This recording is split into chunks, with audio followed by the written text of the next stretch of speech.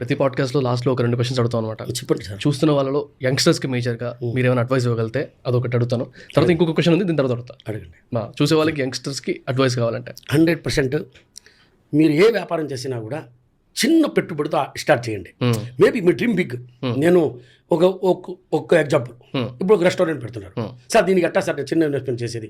Correct, మీరు చెప్పింది correct. చిన్నగా బంక్ లాగా పెట్టలేరు కదా. సో ఆ టైంలో మీరు బిగ్ పెట్టాలి.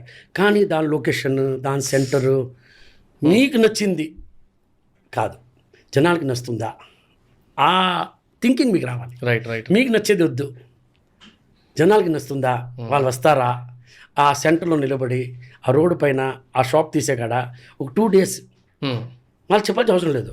ఊరికైనా కారు బైక్ మరి అక్కడ ఏముందో దాంట్లో పోయి కూర్చొని చూడండి, ఎన్ని మంది జనాలు పోతున్నారు, వస్తారా, ఈవినింగ్ టైంలో ఎలా ఉంది, మార్నింగ్ టైంలో ఎలా ఉంది, మధ్యాహ్నం టైంలో ఎలా ఉంది, పక్కన ఎన్ని ఆఫీసులు ఉన్నాయి, ఎన్ని వర్క్ ఉన్నాయి. అంటే రెస్టారెంట్ గురించి ఎగ్జాంపుల్ చెప్తున్నాను.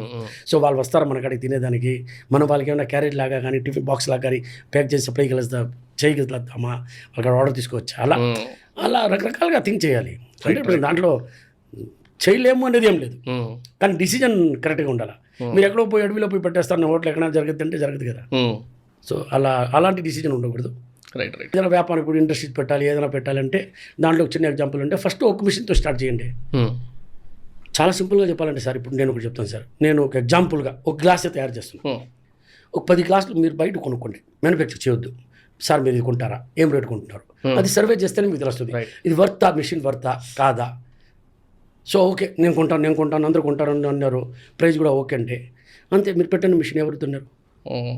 సో బజార్లో డిమాండ్ ఉంది. రైట్. సో మీకు నచ్చింది వ్యాపారంలో అది పనికిరాదు. నాకు నచ్చి అనేది పనికిరాదు. రైట్. ఇది అందరికి నచ్చద్దా అనేది పనికి వస్తుంది. Very true. ఇందాక నేను కాదు మనం. నేను కాదు.